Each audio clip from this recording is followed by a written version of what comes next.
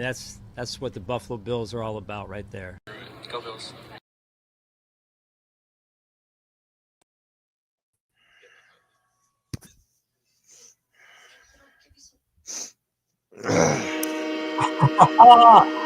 What's going on, Bills Mafia?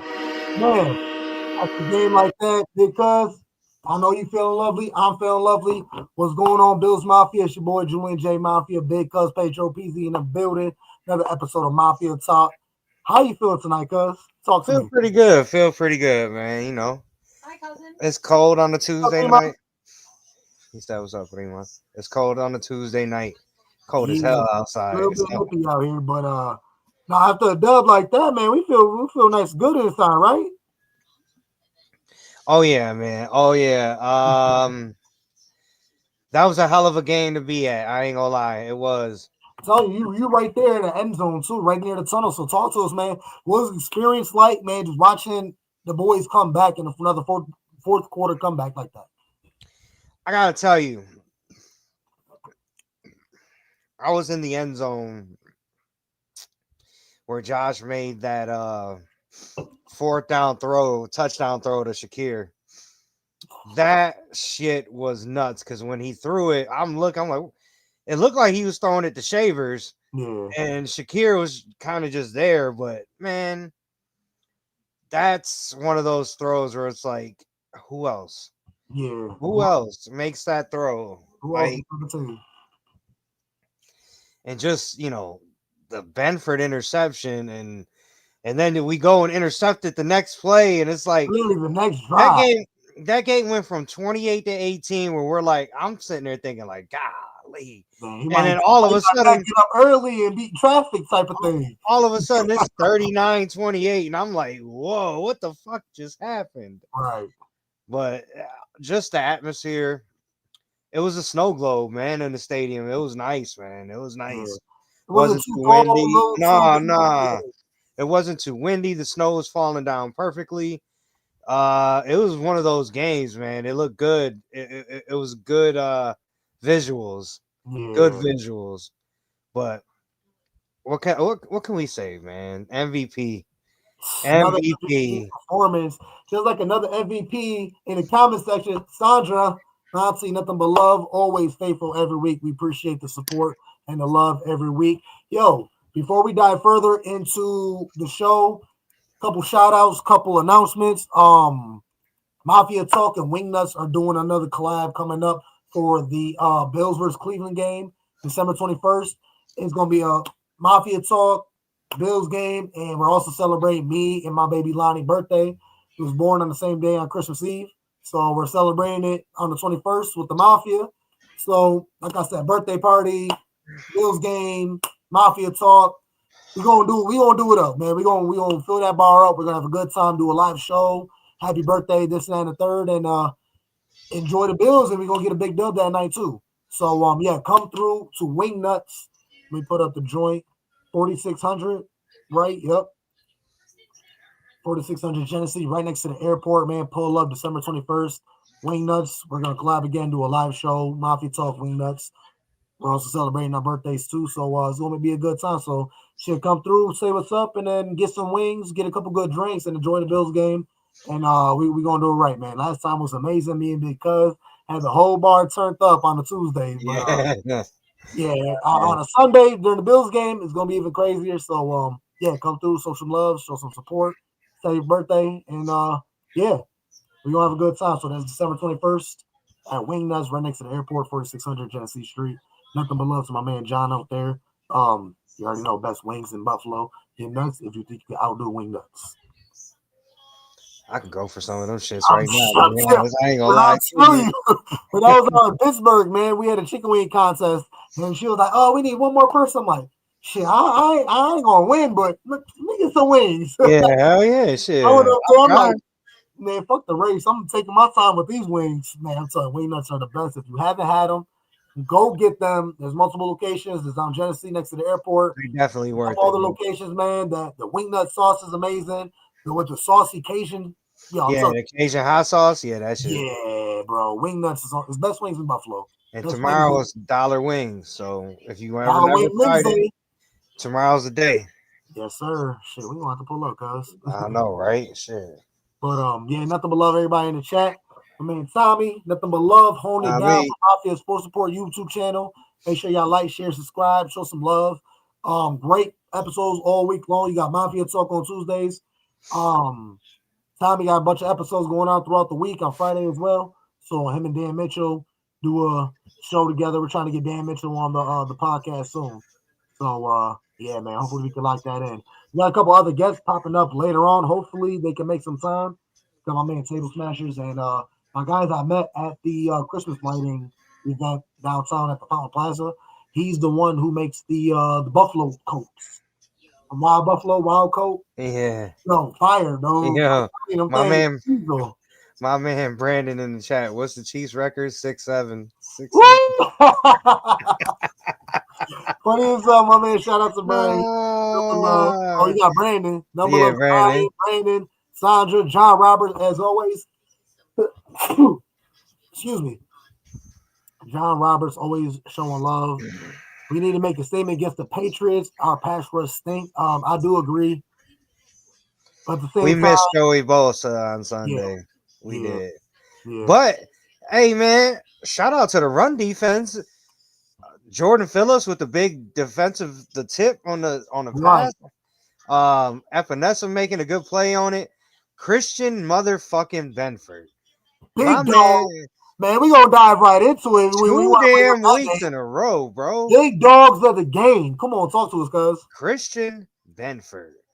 Man, when I tell you this dude, number love. It showed it. Oh, what's up, Joey? It showed, man, that interception was like crazy. Like they were the whole defense as a whole. It didn't look like it in the first half, but I felt like in the second half, like towards the end of the second quarter and going into the second half, the defense, man, they held Jamar Chase to 5 catches for 44 yards. Like, Bedford had him on shackles. That's why Higgins was able to have the game that he had. And I know he gave the rookie Maxwell Harrison his fits, and he challenged, but Harrison stepped up a couple times during the drive. He made a couple stops and bad passes in a couple plays. So the rookie against a veteran as a T. Higgins, a top receiver, he did pretty good. You can't get mad. Some plays, I wish that one touchdown where he faded one way and it was too late to come back in. There's a couple plays I wish he could have back. But, I mean, a rookie going against a veteran like a T. Higgins, I mean, he did pretty good. I can't be too mad. Yeah, I mean, Bedford, man. Shout out to Shaq Thompson. I'm sorry. I was going to get to that. That was my big dog. Besides Bedford, man, my man Shaq Thompson doing that. Yeah, like, I'm sorry, man. I love Bernard and everything, but he doesn't look like I don't think you could take Shaq off the field when Bernard's healthy. I really don't. Right. Yeah, the whole defense as a whole. Man, shout out to I'm going to give him one more on offense, another dog of the game. Okay. Dawson Knox. 5 catches, 93 yards. Yes, sir. Just the tight end room in general. It was nice to have Kincaid back. Hawes made a touchdown catch. Yep. I think you can shout out a bunch of guys, but at the end of the day, man, MVP doing MVP things. And that's basically what that comes down to, what this game comes down to. Right. So I think Josh has played his way right back into the discussion. But then, like I said, is that going to be a problem where the only way we could come out? Because I just rewatched this game and Burrow went crazy too. Minus the 2 interceptions, Burrow went crazy. And the only way they got the score the way they had, it was able to march because Burrow had to put his team on his shoulders. Not a lot of people talking about that. And that's one thing I really want to bring out in this conversation is that everybody want to put on the Bills and Josh Allen. The Bills won't be nothing without Josh. And you're very much well right when you say that. If it wasn't for Josh, we kind of would be the Drought Bills 2.0, kind of. But regardless of the fact, a lot of other teams would be shit if it wasn't for their number 1 quarterback. And when I rewatched this game, the way Burrow placed these footballs. He made some throws. Ooh, I'm telling you, he was just as precise as Josh Allen was, if not better. because like I said, the way he was able to continue these drives and get the third downs, and I understand, especially the first couple drives when they went up 14-3, the third down conversions fucking suck. Like, come on, we'll have a two solid first and second downs, good stops, and doesn't matter if it's third and mid, third and short, third and long. You guys just give up the play and make them move the sticks. But it's not just that. When I rewatched this game, Burrow played his ass off, and his receivers held on to the ball. Maxwell Harrison, Trey White, Cam Lewis as well. Even though Cam got a little cooked a couple times, but just rewatching, these guys are an all-star team. Like, it's just they didn't lay an egg. They didn't. Obviously, the 2 turnovers is detrimental to the game. You can't do that back-to-back, 2 picks. Yeah, it changed the entire momentum of the game. It changed the entire momentum. But that being said, they play their asses off the precision of Joe Burrow, where the touchdowns to T. Higgins, him with Trey White holding his arm down and still was able to maintain the catch, or Maxwell Harrison, and they have phenomenal play. So I kind of just want to give the Bills more props and his coaching staff because they played a hell of a game. McDermott played with some balls on Sunday, going for all those fourth downs. I got to give him credit. That too. I got to give him credit. Is it that too? But they're also confident because they know they can get it. And they kind of trust and rely on their defense too because they know they're able to get that turnover or get a stop. But you got to work on a third down conversion. Look in the chat. We got, Philippines in the building. Nothing but love. Appreciate Mafia talk only in the Philippines. Let's go, Mafia. Mafia, Bills Mafia, most anxious expectations. No inconsistency, no fear, no mercy, and no doubt on a historic Jiu-jitsuing of Drake May. I like that. Let's do it. I'm telling you, we got to lock in. We got to lock in. I know it was a huge win against the Bengals, but we cannot allow the Patriots to sweep us. And they had a hell of a game.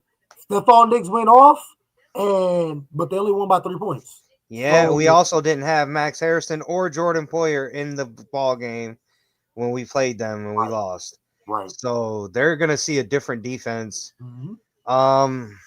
Hopefully we can get Joey back this weekend. But I would also caution with the Bills, you brought Joey Bosa in for the playoffs. Let's not rush him back. Right. If he can't play, he can't play. Now, what's the time span on Hoyt? Is he like permanently down for the season? Oh, Hoyt's he tore his Achilles. I know. And Oliver, I know he's probably gonna sneak into the playoffs for us because he's trending upwards with his injury. Yeah, so you can't come back that quick from a torn Achilles. We'll see. Yeah, but in some time, I feel like he'll be able to make a good step going into the playoffs for us. But nonetheless, these guys are definitely playing a lot better. I guess the run too. These past 2 weeks, I feel like we did pretty good. Mm-hmm. I feel like we did pretty good against the run. We just gotta do better on these third down conversions. As far as like the good, bad, and ugly, I'm gonna get to a little bit of the bad where I still don't like that we're a second half team. And how many games can we get away with like that, or do we have to rely on Josh Allen to win it for us when we could just prevent the mistakes and stay consistent in the first quarter or the first half? Yeah, I'll be honest with you, man. As far as like the whole point about Josh, we're at that point in the season where I don't care if he has to be Superman. Honestly, this is not every game right now. Yeah, but but not right now. But we're in playoff mode now. Yeah, this is not. This is what he does every December. Like, let's not act like. Let's not act like this is a big surprise. Like, Josh goes into sicko mode in December, and like that's the best version of Josh. Like, yeah, he might turn the ball over, but that motherfucker will make plays like he made plays on Sunday. Absolutely. Like that 3rd and 15 to ice the game. Come on, man. Come on. Man. After just taking that sack too. After taking that sack on second down. That was smart though. That was smart by Josh because Josh ate that sack where normally this year he would have tried to do some crazy ass something and it would like something bad. He ate the sack and then said, "Don't worry, guys, I got it. Don't worry. I think I got it. 15 plus. Yeah, like don't worry, no worries." I gotta say the bad for me, and Joey just touched on it in the chat. I'm glad you brought that up, Joey. Yeah, we gotta talk about it. That's more ugly, or is that bad? I'm not gonna call it ugly. Okay. This is not meant to give him a pass. Like, I don't mean it that way. Well, take over. But the weather conditions were kind of crazy on Sunday, so but I'm not giving him a pass. He can't fumble the ball on the goal line like that. Luckily for us, man, like our defense saved the day, man. I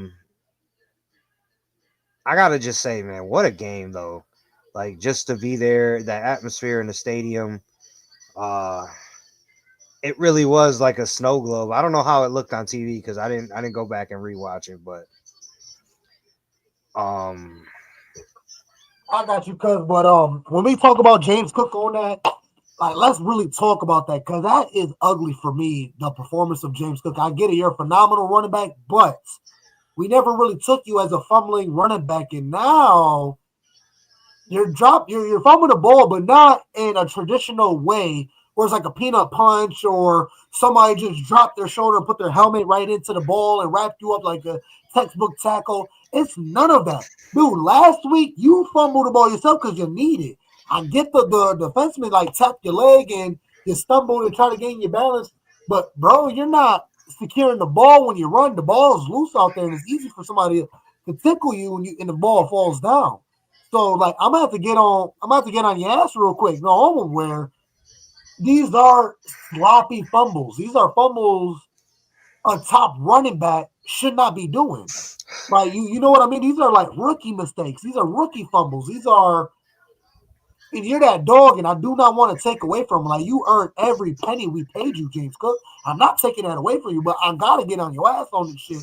Where big dog, what the fuck we got going on? Do we gotta run you through the jug machine and just hold the football? How to take it back to high school and Pop Warner and Little League, where how to properly hold the football and tuck the football? Man, where my football at? Man, I don't know where my football at, but pretty much, man, I got a little foam drum, but like, you tuck it. You put your hand on it. He running like this with the ball out here, and he in it and fucking got boys tickling. Now, the first one where he dove into the end zone, I do not blame you. no, that just I don't blame you. He was trying to score. I get that. I'll take that. Even if it did bounce into the end zone, I'm like, fuck, whatever. It is what it is. We got to eat that. I was not mad. But the second one, come on, dude. You got to hold that ball. And I get it. You didn't get a clean handoff, and it was fumbling. But big dog, you fucking goal line, couple yards away, like 2 yards away from the goal line. I don't give a fuck. You better just something, curl it up. Like, dude, that was a rookie fucking mistake, and it's happening more often than not. Where is this becoming a problem now? That's where I come up into this conversation where, boom, I think Ty Johnson would have had a touchdown if he didn't slip. He absolutely would have. I don't think he would have fumbled the ball right there at the goal line if he got that handoff either. But does these fumbling problems mean James Cook is going to get less snaps? Because no, he went right back in the game the next, and I gotta give McDermott credit because usually he'll on a situation like that he'll pull him, but nah, the season that James Cook's having, you can't really afford it. We don't have playmakers like that, so you can't really afford to take your best playmaker outside of Josh Allen off the field. Right. Like in previous years, you can get away with that because you had a Diggs, and we weren't a running team like we are now. So that'd be kind of hard for me. Maybe you take him off for a series, but you can't just take him. I think not out for good, not obviously not for good, but less snaps. Well, we're probably going to see a little bit. You think we're going to see a little bit more Ty Johnson next week? I hope not. I hope not. I honestly, and that's not a shot at Ty, because I think Ty brings what he brings to our team. But no, James Cook is the second most important person on our team right now. Absolutely, I totally 100% agree. But I got to be devil's advocate on this one. It doesn't matter. You could fucking rip a 60-yard run, get us in the red zone, and then get another handoff, and then fumble it and give it right back to him. What does that mean? Yeah, you got us down into the red zone, but then you also gave it back up. That's where I'm coming to, where I get it, you're a phenomenal running back, but is this fumbling issue becoming a problem where can we trust you? No doubts in James Cook because no. Okay. Not at all. Got your chat. Let me know. Get it out of your I'm system. concerned on James Cook with this fumbling problem because there's a lot of fumbles coming up in back-to-back weeks. Get it out of your system now. Bet. I like that. I like that mentality. I got it. All right. Yeah, there really wasn't much in this other than the third down conversions. We did not like that. Some of the play calls do get predictive, and I feel like when it comes down to the first half, we don't put enough up in the first half where we need Josh Allen to put a cape on the second half to kind of save us. But nonetheless, man, I got the one, the only, got the big dog in the building. How you feeling, my man? What How up, boys? tonight? How you guys doing? What's going on? Feeling wonderful. My man Carlo, man, I met him out at Fountain Plaza when they was doing the Christmas tree lighting. Been a big fan of your merchandise for the longest, but now I was able to put a face to the merchandise, man. Before we dive any further, man, tell the people who you are, where they can find you, and what you got going on. Yeah, well, I think it kind of speaks for itself. I already got one on, There so. we go. Oh, that's dope. Oh, Yes, yeah. sir. That's dope. I'm the founder of Wild Coat. We make these buffalo coats and a couple others, but, the buffalo is the most fun one, especially for I might you. need me one of those. That's Absolutely. cool. Hell yeah. Here, give you the full. Oh yeah, that's nice. You I gotta show like that. everybody the Buffalo Coast. I know y'all seen them in the tailgates. I'm telling you, that's the Oh, guy yeah. right here. Yeah, we were out there full force on Sunday. There was a pack of like 4 of us and then a couple of local guys roaming around. It was a blast. We got our Oh, yeah. Let's go. Oh, Lucky. buffalo yeah. wing ready Okay. to go too. Hell yeah. Okay. I love it. Yeah, that's my guy Carlo for the Wild Coast, man. Make sure you lock in with him. Facebook, Instagram, look up Wild Coast, and if you definitely want one of those, you can get the buffalo hat itself or the whole jacket or however, Yeah. whichever, man. Definitely tap in with them. Yeah, we got just the hoods too, which is a good starting point because these are just as warm as the coats, but the coats are very warm. I was wearing t-shirt and this all day Sunday, and that's all you need. It was a great time. You don't have to layer up. You don't have to layer up. It's more than enough. Perfect in the snow too. Oh hell yeah! I might have to look into that. I need one of those. Yeah, You check get us, the whole stampede out there. dude. It's a great time. Yeah, it's just wildcoat.com. Same on all the socials, just wildcoat. There we go. Definitely yeah. show some love. Show some love to my guy Carlo for Wild Coat. Get yours. I'm telling all sizes. I'm telling they got other ones. I've seen an eagle one, a Bengal one, a bear one. They got it all. So the And Buffalo's kids the most size. important one though. Oh, buffalo. Yeah, it's the most important. Yeah, we got kid sizes too. Those are new this year. But yeah, it started with the Grizzly, and they're ski coats. And they were meant to be just fun on the mountain, have a good time. I used to wear like this old bear coat just so my friends could find me. And then that's how the whole thing started. Just because hiding in the woods trying to scare his friends. Oh yeah. They'd be like, anybody see a bear skiing around here? People are like, oh yeah, he's over on that run. Yep. So, They gonna think you're Bigfoot. they hide in the trees. They probably thought I was Bigfoot. Yeah.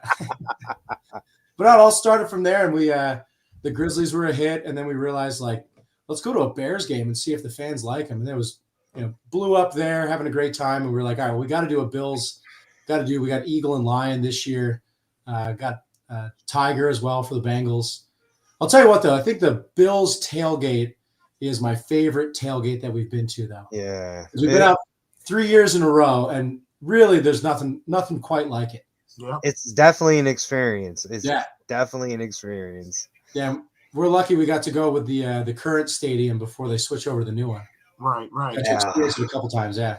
It is lovely because I know I go out there a couple times, and sometimes I'll go out there. I don't even have tickets. I just go out there, and we just hang out the Mafia. The one year we went, they had a mini school bus decked out, red, white, and blue, Bills Mafia, TVs all inside. Invited us in, let us watch the game there, or somebody got the RV, and like you can just Bills Mafia truly means family. So they go so hard, and really you can tell they love the team. I'd say more than any fan loves their team, and they're so welcoming. So like, I'm based in Colorado, and most of my crew, we're all from Colorado. One guy is like diehard Bills fan. I'm from South Jersey, so I'm an Eagles fan too, but Bills are a close second now. And really it's just like from interacting with the fans and getting to meet everybody at the tailgate, it's just everyone's so welcoming, and it really just shines through how much everybody loves the team. It's a great time.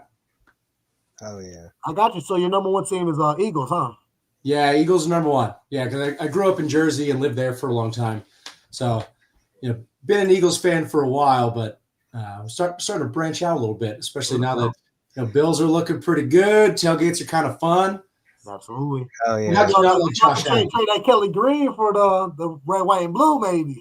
That's right. Well, I don't know if I'll trade, but there's room for two. Absolutely, I respect that. But since you're an Eagles fan, I have to ask, how do you feel about your team right now, and like pretty much your playoff hopes and the way your team has been playing so far? That's not so good. Right. It kind of reminds of 2 years ago when it was post Super Bowl loss, new offense. They had a new offensive coordinator every year.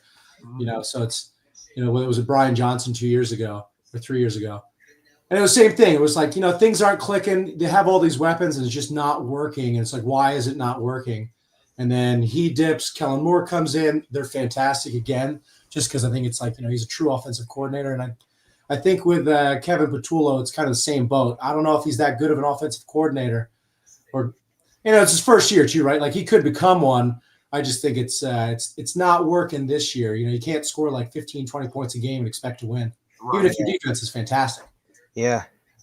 I got to say, from the outside looking in, and this is just my opinion, I don't think Jalen is the guy that everybody thinks he is. And I kind of think he's the one holding you guys back offensively. Honestly, in my opinion, but then coming up this season. I mean, you got too many weapons on the outside to not you got AJ Brown and Devontae Smith. Like, come on, and that's what it's hard to say because he makes some great throws. Yeah, but they run such basic routes. I was looking at it was something with AJ Brown's route tree last year versus this year, and this year it's all little up and outs, and that's it, or a deep shot. But he's a slot guy, right? So last year he was all over the middle of the field, and you can't guard him when he's coming across like that. So that's what I've been watching Jalen for a while now since he's been in Philly, and it's I can't tell if it's a coordinator problem, if he's just having an off couple of games because he was off last night even. Yeah. There was a couple of throws that weren't so good, and Jalen. Well, my thoughts on Jalen go back to college too. Yeah. So I never thought he was that guy in college either. So, I mean, he's a good quarterback. Don't get me wrong. I'm not saying he's not a good. So let me ask this question real quick. Do you ever believe throughout his career was he a top 5 quarterback in the league? No. No, you don't believe so? No. What about you? Hell no. From a team perspective, sure. I mean, you got to the Super Bowl, right? He played great. Then they got the Super Bowl and won one too. So you can't knock him for that. Obviously, there's guys Josh Allen is just going to carry a team on his back no matter what team he's on. A couple of dudes like that. Even Justin Herbert, you watch him. I don't know if the Chargers are that good, but he's really good. He scrambles when he needs to. Mm-hmm. He does a lot of things really well. So it's the parity is hard to say, but with somebody you got with Saquon, AJ Brown, Devonta Smith, you should be putting up 30 points a game with those guys. Easy. Yeah. And I think that's the thing too that helps Jalen a lot. You guys around him, they're just you guys got a great team around him. Not even just offensively, but defensively. They won the Super Bowl last year because they shut the Chiefs down. The defense was Philly's defense. I think is what keeps that team. I think their defense is still top 3 in the league. Absolutely. Right? They put so much pressure on the other team. Yeah. But the problem is the offense goes 3 and out 35% of the time, and then they turn it over a bunch of times last night, which isn't the norm. But don't worry, you guys see us in a couple weeks. I'm sure you'll put up. That's gonna be a good game. That's gonna be in Buffalo too. Oh, you're gonna be here for that one too? We can't come up for that one, unfortunately. Holiday times it gets a little crazy. Oh, fair enough. Yeah. I wish I could though. So we came. It was 3 years in a row we came up for a game.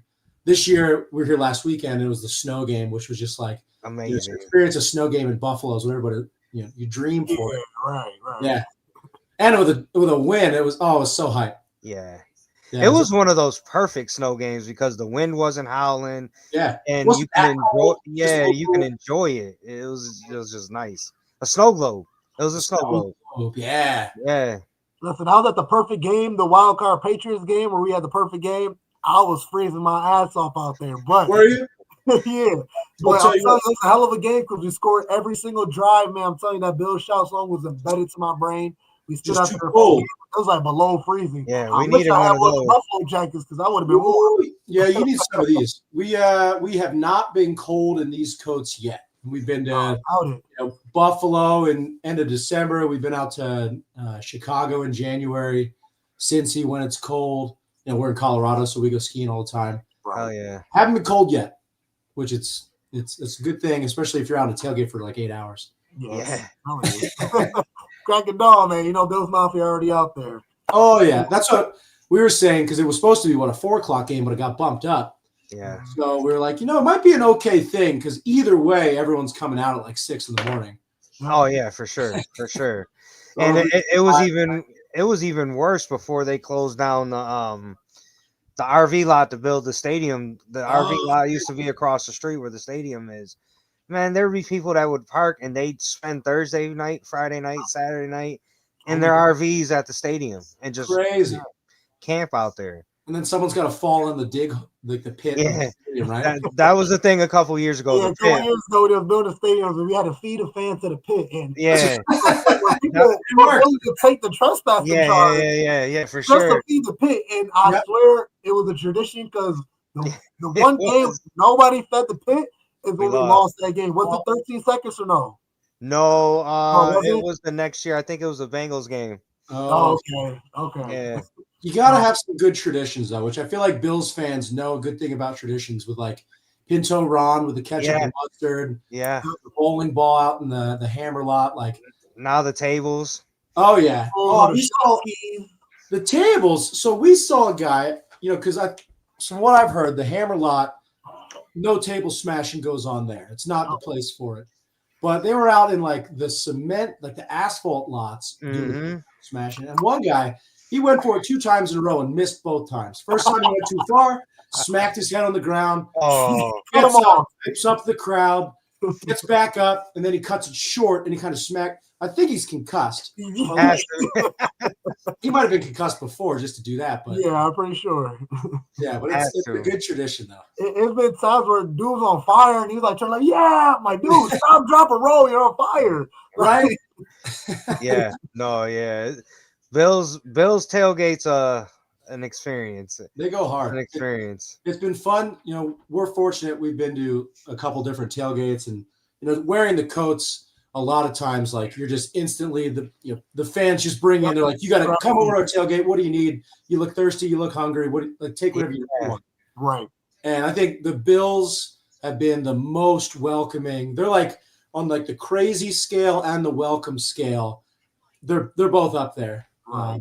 Philly fans are crazy too, and they there's like 100,000 people around the stadium because they have all 3 stadiums all in one big block. Mm-hmm.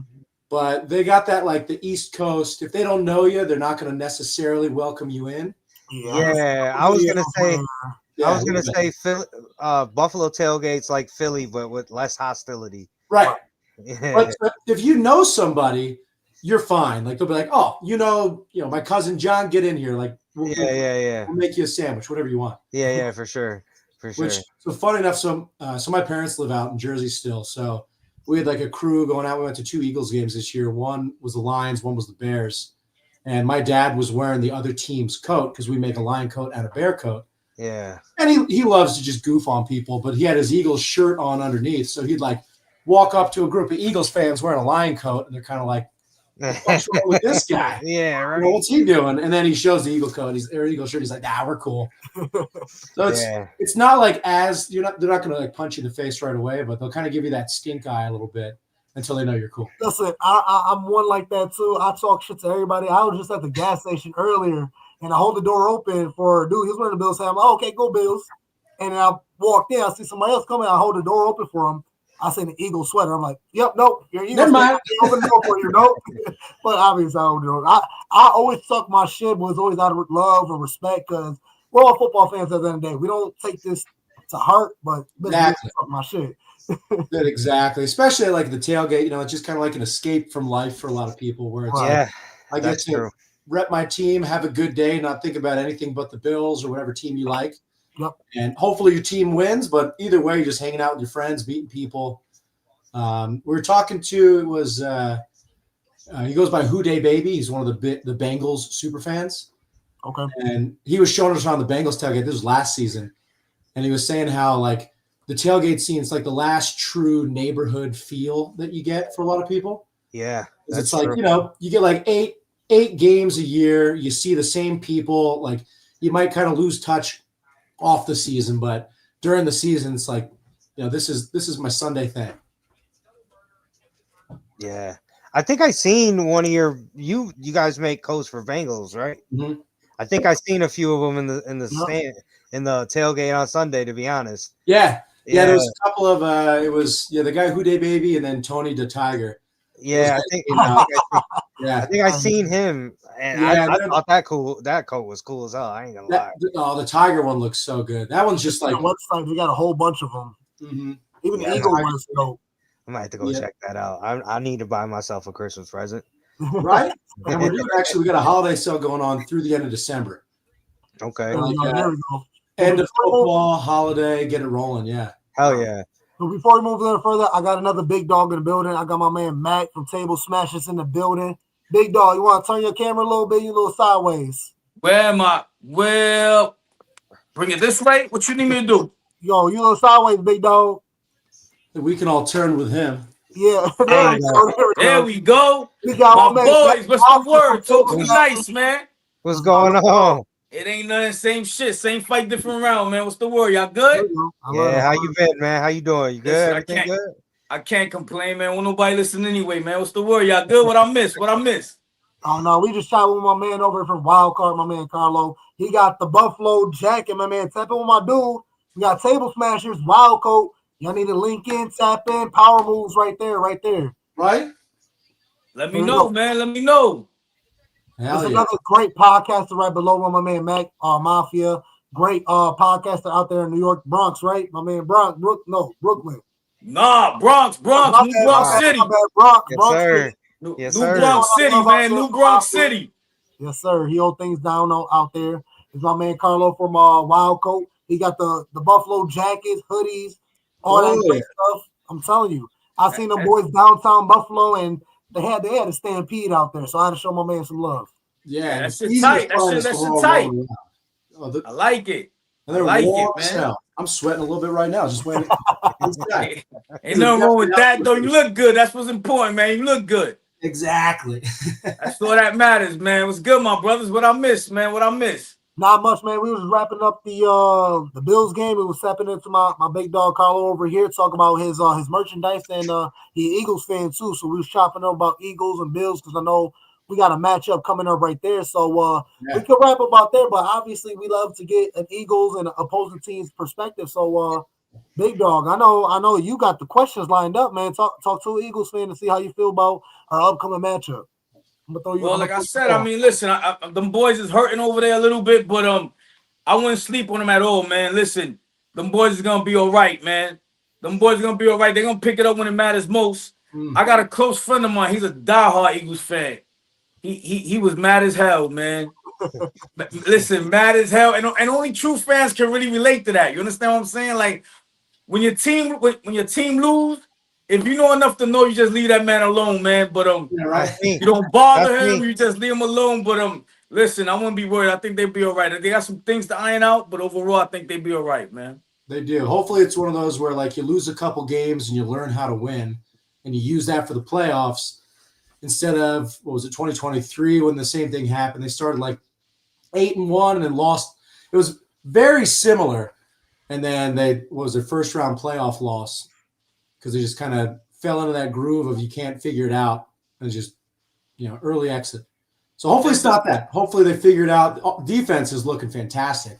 So he's turn it on. And that's one thing I feel like the Bills and Eagles kind of share the same boat because obviously you guys are former Super Bowl champs and you come into the league thinking that you guys are going to be the still top dog and you're losing these games. But the same thing with the Bills where we are always the Super Bowl favorites, but now in this season we're losing games to teams we shouldn't be losing to, like the Davis Mills led Texans and Bijan Robinson led Falcons, and we're dropping these games and we know we're better than that, and we know we're the upper tier and upper echelon of the league, but we're dropping these games and we're falling short, and we're all looking like, what's going on? Is it the organization? Is it the draft? Are we not getting the right players, or is it the players that we do have are they not performing, or is it the coaching staff? So that's why I feel like with the Eagles and Bills were very similar because I know in previous years, even to this year, it could be a Super Bowl matchup. Yeah. So let me ask you, what do you really feel like the Eagles need to iron out to make it into the Super Bowl again? Offense. You got to figure out the offense. It's like we were saying before, they just got to unlock what they have. And, if you block for Saquon, he's going to run for 150 yards and 2 scores. Right. Like A.J. Brown still. Devonta Smith's great. Like, I think it's just figuring out. And I don't know if it's taking a little power away from Patullo, if he is the problem. Or like, I don't know. I think if you gave the offense a little bit more control, it'd be interesting to see if Jalen had more control. Like, would it actually help? Or, is he not as good as people say? Who knows? I think the league's been fun, though, because, like, Bills have lost some games where you're like, why they getting blown out by the Dolphins? You're like, what the hell's going on? Eagles lost a couple of those. Like, I think every good team has kind of had those hiccups where you're like, anybody can win any week, which is great for the league. Like, a lot of parity. But I wouldn't be a gambling man going to the playoffs. I don't know who's going to win. Yo, seriously. Agreed, man. Listen, I say this a lot. I say this all the time. I've lived through this. It's not who you play, it's when you play them. You get hot at the right time. You do not want to see that team at the right time. And I think that's been a lot of the Eagles story as well as the Buffalo Bills. That's why I don't know what you guys touched on before. That's why I say if I'm a Patriots fan, I wouldn't feel 100% confident because you could only do it but for so long, man. You know what they got, like 9 in a row, is it? 10 in a row. 10. There were 3 solid teams, and that was with the Bengals, us, and Bucks. You figure at some point you gotta cool down, man. You gotta cool down at some point. That is very hard to maintain that level of play. So I think the Eagles and both the Bills will be all right. Yeah, the difference with this week is New England's going to go up against a defense that's going to have a Jordan Poyer back there, unlike last game. We're going to have Max Harrison, unlike last game. And like you guys were saying, teams lose games. I'm not really – the only loss the Bills had that I'm really upset about is the Dolphin one because I knew at the beginning of the season when the schedule came out, I figured Atlanta was going to be that one Monday night in Atlanta. They have a good team. There were just question marks at quarterback. Yeah. So I kind of chalked that one up as a loss automatically. From the start of the season, I said the Patriots are going to be good. They got a good coach. If Drake May plays well, they're going to be good. So I'm not mad about that loss. That shit happens as a division opponent. Well,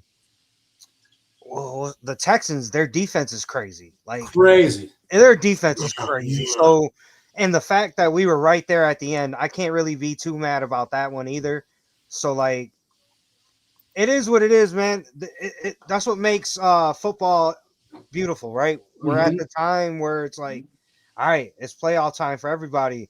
And like Carlos said, like, this is one of those years where nobody's really gone out there and said, listen, we're the team to beat. We're the dominant team. Yeah. I know the AFC is wide open. And I got to say this, guys, and I know all of us, we love our Bills and everything, but if we get in and there's no Burrow, there's no Mahomes, there's no Jackson, there is no excuse. No Burrow, no Pat, no Jackson. Like, come on now. I don't think Josh would ever be able to get rid of that narrative if he didn't do it this year. Yeah. That's why I'm saying, everybody's like, we don't want Josh to be super. Right now, we want Josh to be Superman. Oh, yeah.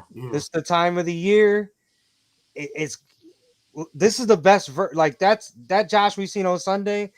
That was I don't give a fuck, boys. Get on the back. Let's go. We go. I'm not going to let us lose this game. Josh Atlas. If you didn't see the fucking Buffalo News and they had Josh like Atlas holding a giant football over his right, it's Joshua Atlas. Like, he has to hold the whole entire Bills organization on his back, and he's doing it. Oh, especially that last run, that big first down. Oh, he had those 2 big runs, the touchdown run and then that first down run. He was just like, let's go win the game. Yeah. And I'm with you guys. I can live with that Josh Allen, man. Listen, I could live with that. He seems a lot more comfortable. He just seems to be in his bag right now. And again, I could live with that Josh Allen, that conservative shit, and that. Listen, let loose, man. Let that boy loose. Because when he's loose, everybody else looks a lot more loose as well, man. They look free. They look like they're playing carefree football. I could live with that Josh Allen. Give me that Josh Allen all day. But at the same time, you don't want to stress Josh Allen out where he's doing those stupid turnovers because I have to force a play or, let me run 20 yards back into my own backfield and circle around just so I could keep creating the play. Like, at the same time, we want Josh Allen to put the cape on, but I said it multiple times on the show. Sometimes putting that cape on gets wrapped around his own head and he can't see. I can see that. I can agree with that, but I can live with that though because I honestly, I'll tell you why I can live with that because that rolling around, it's either going to be he does what you said and he gets it, or he's going to make this incredible ass play that nobody else in the league can make, and that's the beauty of 17, right? We got a guy that no matter what. If he's there, you got a shot. He's able to jump out of bounds and still throw a dot across the field. Like, so like I don't want careful Josh Allen. Not right now. I don't want it. And I just want to throw this out there too. Number 1 in snaps for wide receivers again this week. Gabriel Davis. It's coming, boys. It's coming. I'm telling you, it's coming. I'll take it. Coming. He's looking good. He's looking good. We're gonna get that big game, Gabe. Yeah, it's coming. I'm telling you, it's coming. I think what you were saying too, like the other teams in the AFC, like they look pretty good as a team, but there's not like that Mahomes who's been there 10 times. You know, it's like the guys because you got Broncos, Patriots. I'll take Josh over Bo Nix any day. Any day. A lot of guys who haven't won a lot of playoff games yet. Yeah, Josh Allen's been there a couple of years in a row, knocking on the door. It's a good look, the Colts just signed freaking Phil Rivers. Hey, I thought that was a fucking parody or something. No, that's real. What, he's 44, right? 44. I really thought that was like one of the fucking bullshit post memes and snaps or whatever. No, that's real. I'm like, okay, I gotta stop following this page because they're just sending some bullshit. That's a fact. That's a fact. 44. He's been out the league for 5 years. What is he doing? Yo, my man. You want his son even crazier? What I heard was they said it on the radio today. If he signs with the team, let's say on the actual team, not the practice squad, he right now he's in line, pretty much enter the Hall of Fame shit. The running. Start that shit all over again. That shit starts all over. Yeah, you gotta wait another 5 years. Yeah. Oh damn. Yeah, that's crazy. Crazy work though. But like you say, he's been out of the league for 5 years. It's not like Brady. Brady was playing like what's the last game he played against us in the playoffs? Yeah, in 2021. Yeah, I think so. Oh, come on now. Or 2000. What are the odds we end up playing them again? It was the COVID year where we didn't have no fans in the stand. That was the last time he played. The crazy thing, the Colts is reaching right now because you figure, man, they gave up 2 first rounds for Sauce. They did not see this shit happening. No. Yeah. And Daniel Jones is looking pretty good, looking real good with that 17 on him. He had a little Josh Allen in him. He tore his he tore his Achilles because he was compensating for his broken leg on the left. Yeah, that'll happen. Sucks when it happens, but it happens. Yeah. It's but crazy. We gonna dive into these standings. Like I said, I don't know who said it, but somebody said when I look in the AFC, and I definitely want to get my man Carlos' opinion because he got the NFC thought. Right. But real quick with the AFC, Broncos, no playoff success. Patriots, as of late, past 5, 8, probably 10 years maybe. I don't know that long, but no playoff success.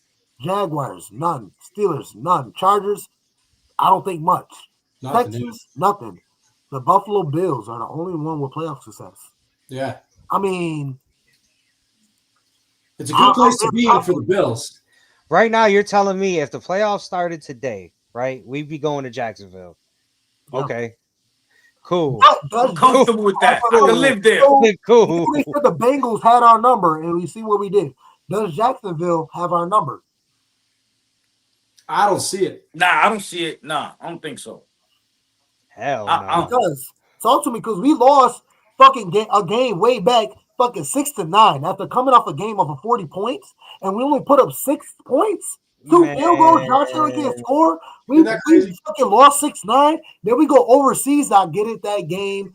I blame the organization because y'all want to fly over there the night before and keep the players up. And then Jacksonville been there over a week, and they already played a game out there. So we just blew them out last year. We blew them out last year. Get it, but you never know. I ain't worried about it. Okay, I gotta throw that out there. Yo, Matt, how you feel? I keep it a buck. The only team I'm really worried about will be the Texans. Me too. I keep it a buck. That's the only team, because we look bad. Yeah. And we still almost should have won that game. Stressed. Yeah. That was a stressful game to watch, man. Yeah, Josh got beat up really bad. Very bad. But it didn't help that the Bills decided to try a concussed Deion Dawkins out there for the rest of the game. He was concussed in that game. Blown. Oh shit, Josh Allen's back. Yeah, like I never, and I don't know how you guys feel about this, but me and Cuz was talking about this last week. I've never seen Deion Dawkins play that bad ever, even in his rookie season. So to know that he ultimately was concussed, that makes a lot of sense. And like, I'm surprised the Bills didn't get in trouble for letting him continue to play because they're really serious about this concussion stuff. Yeah. So I'm surprised that Bengals not getting a fine for Higgins. Yeah, Higgins when he got hurt earlier in the game. Yeah. If you listen to the radio here, Sal Capaccio, the dude that's on the sideline, he said they heard Higgins' head hit the ground, and it happened a couple more times throughout the game. He's back in concussion protocol. Like, I get it, man, but like in the olden days, they would have they just we're good, we're going back out there, But as a fan, we want to win and everything, but we got to be careful with these guys' health. Like concussions are not a thing to play around with nowadays. Especially get a couple in a row, like back-to-back games. Then you could miss a month easily. And with Tua, the way they handled him. Yeah. But we're still talking about the standings. We went through the AFC. I want to hear my man Carlo about his NFC because you guys are standing at the number 3 right now. I'm gonna run down the list. Let me see, because I haven't really been paying too much attention to the NFC side of things. I know I see the Packers. That's really the only thing I've really been seeing that I really feel confident. I think it's the Rams. The number 1 Rams right now. How confident are you with the Rams and how you feel about them? Rams, I mean, Matt Stafford's just phenomenal. He's always been fantastic. But yeah, they've lost a couple of weird games too. Like Eagles beat them early in the season. They just lost to the Panthers too. Just lost to the Panthers, right? Like exactly. That's what I'm saying. Like this season is fun because you get those random like 500 teams that'll show up and beat the team. It's like, all right, well, Rams are number 1. It's like then they lose. Same thing. Like Lions have done that a couple of times. They've lost some games where you're like, how did they lose that game? Where's the offense? Right. So it's like Lions might miss the playoffs. It's going to be tight. The Lions are the outside looking in where you thought that was another certified playoff team, and now they're outside looking in. Right. When I go down to the Packers, how confident are you with the Packers where they can possibly pull a playoff race? Right, because like their offense has been just okay. Their defense is really good. It's do you believe in Jordan Love? Is he the guy? He's shown a little bit of it, but is it every week? I don't know. And they haven't done much in the playoffs other than spanking the Cowboys that one game. That was fantastic. Was it 2 years ago? That was a great game. They killed. I remember that game. That was crazy. I'm always down for the Cowboys getting spanked. Oh, absolutely. Especially from Bills fans, yes, we would love that. Right. That's one thing. Like I think every team, because we go to a lot of tailgates and talk to a lot of fans. I think everybody can come together on hating the Cowboys, and I'm okay with that. That's a good time. I could care less about them, man. I grew up with a few of those too. I can really care less about them, man. To be honest with you. So let me ask you, who you think is your threat over there on that side? On that side, I think the Rams are looking the best, consistently looking the best. Bucks. Baker Mayfield can go win a playoff game, no problem, but can he win 3 of them? I don't know. They've been pretty inconsistent. Seahawks are 10-3, but their defense looks good, their offense looks good. Can they win against good teams? Their schedule hasn't been that hard. So it's kind of interesting. That's why I'm excited for the playoffs in general, just as a fan of football, because every week, even like the wild card weekend, is going to be good games. You could see some top seeded teams losing to somebody like, on the NFC side, it could be like the Bears or Lions, or even like the 49ers. And then you get, the AFC side, Bills could be a wild card team. I wouldn't want to play the Bills in the wild card. No. Because I think they could be the number 1 seed too. Yeah. So it definitely makes for some fun playoffs. And then I gotta always say the Eagles could make a big push. I think based on their defense alone, they can win a couple of playoff games because they're just if the offense cannot go 3 and out, you give the defense a little bit of rest. It's so hard to score more than 20 points against them. Most teams have struggled to do it. I gotta say too, on the NFC side, I wouldn't sleep on San Francisco. Yeah. Like they always, no matter what injuries they have, man, they always find a way. Yeah, them and with a high-powered offense like Detroit has, you can't never. I won't count them out either. Yep. Yeah, they'll drop 45 points on you, no problem. Easily. Yeah. Honestly, for me, I got my ideal situation is the Texans are at the 7th seed. They do all the heavy lifting for us, man. Mm-hmm. They go in there, they beat the 2 seed, then they'll go play the 1 seed, and then come to us for the AFC Championship game. Yep. And I think at that point, anything goes. Yeah. Even if you got the best offense. I'm nervous against their defense, but this time they got to come here. Let's see. Let's see. We already know what the defense is about, so obviously we're going to make our adjustments. Right. So, and then on the NFC side, I don't know. For me, I got either the Eagles or the Rams. The Eagles they're tried, tested, and that's the thing. They've been there, done that. So it's like the same thing with the Bills, where you might be struggling in the regular season, but once you get to the postseason, it's like been there, done that.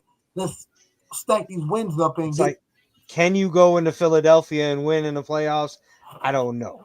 Them boys is brutal over there, man. Yeah, them boys is brutal over there. Yeah, I don't know. But you know what I mean?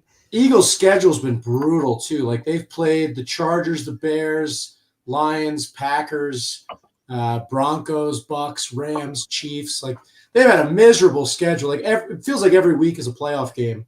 And everybody's gunning for them. Right. Yeah. So that's where like if they can use that as like we're already playoff ready because we've been playing these winning teams the whole season, it could be good, or it could just beat you down and they'll be a first round exit because they're just like, they've had a gauntlet of a year.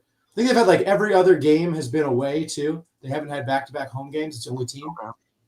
Wow. I think between them and the Rams is basically who's gonna, if they're playing in the NFC Championship game, if it's in Philly, I'm gonna go with Philly. If it's in LA, I gotta go with the Rams because I think last year, if it wasn't snowing in Philadelphia, the Rams would have been an interesting game. Yeah. So it's gonna be fun, guys. Buckle up. We're in for these next. The season is a wild one. It's gonna get fun. Joey got Bills versus Packers in the Super Bowl. We'll see. Ooh, I like Buffalo on that one. So you got coming up the Chargers.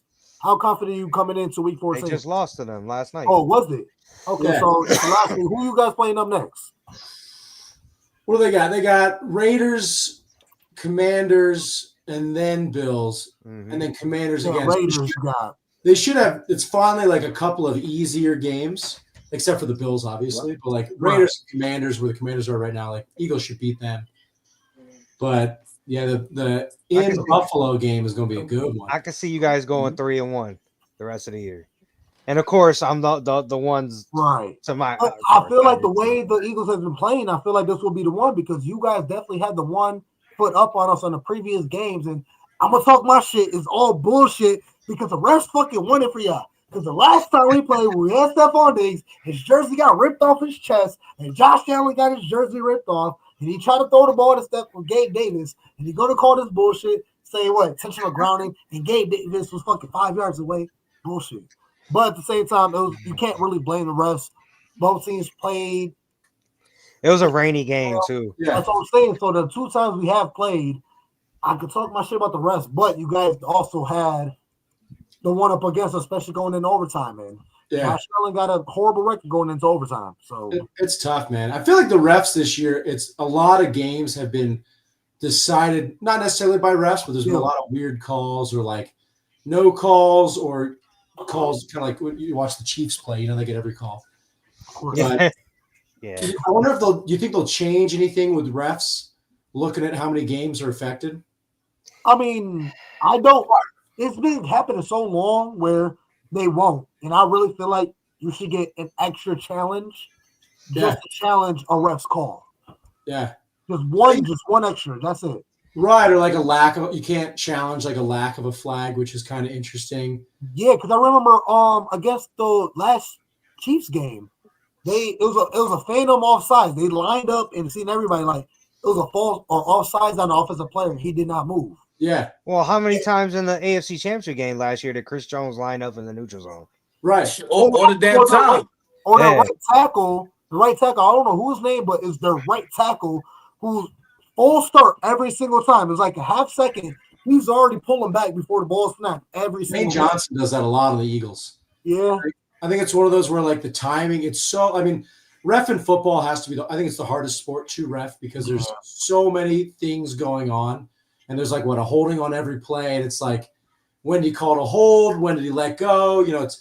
It's you got to give him a lot of credit. It's impossibly hard. But some of those, like, I think it was the Commanders Broncos game from like 2 weeks ago.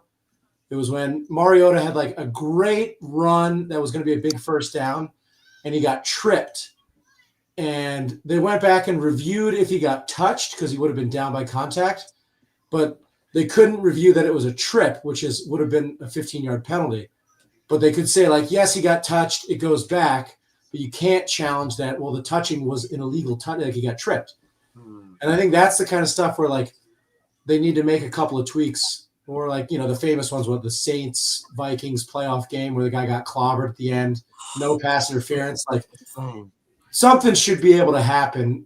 Obviously, you can't go into every single play and be like, well, there's a hold, there's a hold, there's a hold. Right. They get a little nitpicky, and then it ruin the game. But like big game-changing ones like that, I don't know. They should be able to do something. They should be held accountable. Mac, how you feeling? He's 100% right in that shit. But again, I don't see how much a change with that. But you're right in the sense that that's got to be one of the hardest jobs in the world, man, to catch that shit live time. I mean, you're talking about if you really nitpick, you can probably find a hold on every damn play. To be completely honest with you, you can find hands to the face probably in every other play. Yep. You same with a face mask. So it's actually he's right. It's one of the hardest things to possibly do. I mean, we get on them, but that's a job I wouldn't want, man. No. Definitely. So if you guys are familiar with rugby at all, so I play rugby and watch a little bit of pro rugby, and their refs have the earpiece in and they're talking to a booth the whole game, and they'll call stuff back and they vocalize what they're looking at. So like somebody will go down, score a try, and they'll be like, okay, we're looking if he stepped out of bounds. He didn't. Was this guy offsides? That guy was offsides. All right, we're bringing it back. And they just like, kind of like with football, they go into the booth and they're like, no good. And you're like, well, what did you even look at? What'd you talk about? Right. In the black box, and then you're out. That's one thing I like about rugby is the ref talks through what they're looking at. And that way you at least know, like, okay, they saw that as offsides. That's why they didn't count it. But it's all just like totally open book kind of thing, which it would be interesting if they did that in football, if you could like listen in on the booth reviews. So he's like, I don't know if it's enough to overturn it. You're hearing the conversation. I mean, same with a sideline catch. Like that shit ain't easy either. Because you figure the guy pretty much making a play on the sidelines, he's got to keep his feet in, and at the same time he has to have control of the ball. So again, and you calling that shit in live time, man, like that shit ain't easy. It really isn't. Right, especially if they're catching it and rolling over, and like the ball could hit the ground but didn't move. Right. That's exactly what I'm saying. Right. Did he have what they call it? Did he make a football move? Like it's a lot, man. Shit, y'all bringing that up. I want to ask y'all two gentlemen real quick. I'm gonna ask Carlo real quick. How y'all feel about that Ravens touchdown when they called it? He didn't make a football move, and right. I'm real quick. Was that a touchdown or no? I think it was a touchdown because he would have made 2-3 steps and he was holding the ball. which DeAndre Hopkins does that a lot. Because And he'll keep it extended. I'm gonna tell you why. What's the difference when James Cook's running and he dives and reaches over? If the ball breaks the pylon, it's a touchdown. It doesn't matter if he fumbles it after the fact. yeah, Isaiah likely caught the ball, held it out, 1, 2, 3. 1, 2, Yeah. and he was on his third step, and then the ball touchdown. Like what? And that's what I'm saying. Like that shit is tough, but that shit was a touchdown. They got jerked, man. Mm-hmm. Exactly. And I feel the same way because That's what's the difference between that? He caught the ball 1, 2, and a possible 3, and then the ball dropped. What's the difference between that and sideline catch when you're literally leveled to parallel to the ground and you catch the ball and you barely get your pinky toenail of the cleat on a blade of grass and then you drop the ball? They call that a touchdown, but it's real iffy and wishy-washy when it comes down to these rough calls in the NFL where, especially when the game's out of Ravens game, that was kind of just mind-blowing. It makes you think, man. It's messed up because, like, what we were talking, right, about what changes with the refs that we think it's hard, right? Because now with all the sports gambling, like, man, you don't know. Like, you don't know if that referee. You don't know what's what. Right. Like, I'm not saying this will happen, but who knows, man? That touchdown in the Ravens game, the guy that called it not a touchdown could have had the under or the, you know what I'm saying? Right. Like, agreed. You don't know. It's hard, man. It's like it's tough. It's tough. But like I agree with y'all.